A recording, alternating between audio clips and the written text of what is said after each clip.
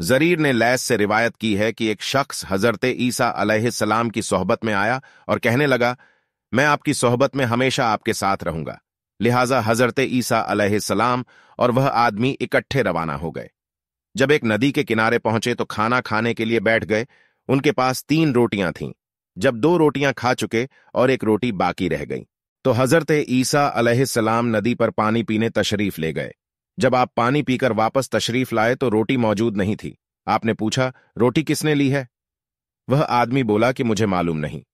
रावी कहते हैं कि हजरत ईसा अलैहिस्सलाम उसे लेकर आगे चल पड़े और आपने हिरनी को देखा जो 2 बच्चे साथ लिए जा रही थीं। आपने उसके एक बच्चे को बुलाया। जब वह आया तो आपने उसे ज़िबह किया और गोश्त भूनकर खुद भी खाया और उस शख्स को भी खिलाया। फिर बच्चे से फरमाया, अल्लाह के हुक्म से खड़ा हो जा। चुनांचे हिरनी का बच्चा खड़ा हो गया और जंगल की तरफ चल दिया। तब आपने उस आदमी से कहा, मैं तुझसे उस जात के नाम पर सवाल करता हूं जिसने तुझे यह मुअजिजा दिखलाया, रोटी किसने ली थी? वह आदमी बोला, मुझे मालूम नहीं। फिर आप एक झील पर पहुंचे और उस शख्स का हाथ पकड़ा और दोनों पानी के ऊपर चल पड़े। जब पानी पार कर लिया तो आपने उस शख्स से पूछा, तुझे उस जात की कसम जिसने तुझे यह मुअजिजा दिखाया, बता वह रोटी किसने ली थी? उस आदमी ने फिर जवाब दिया कि मुझे मालूम नहीं। फिर आप रवाना हो गए और एक जंगल में पहुंचे। जब दोनों बैठ गए तो हजरत ईसा अलैहिस्सलाम ने मिट्टी और रेत की ढेरी बनाकर फरमाया कि अल्लाह के हुक्म से सोना हो जा। चुनांचे वह सोना बन गई और आपने उसकी एक जैसी 3 ढेरियां बनाई और फरमाया, तिहाई मेरी, तिहाई तेरी और तिहाई उस शख्स की है जिसने वह रोटी ली थी।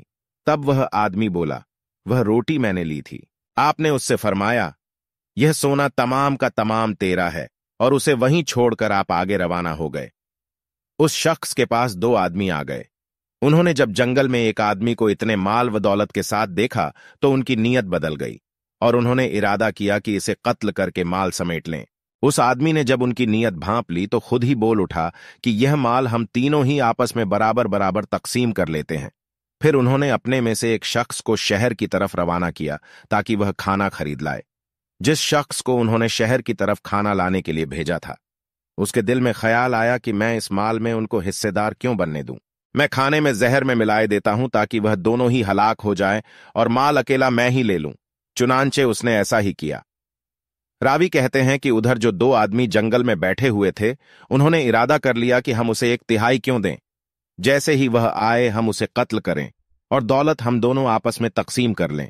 चुनांचे जब वह आदमी खाना लेकर आया तो उन्होंने उसे कत्ल कर दिया और बाद में वह खाना खाया, जिसे खाते ही वह दोनों भी मर गए और सोने की ढेरियां उसी तरह पड़ी रहीं और जंगल में 3 लाशें रह गईं। हजरत ईसा अलैहिस्सलाम का फिर वहां से गुजर हुआ और उनकी यह हालत देखकर अपने साथियों से फरमाया, देखो यह दुनिया है, इससे बचते रहना।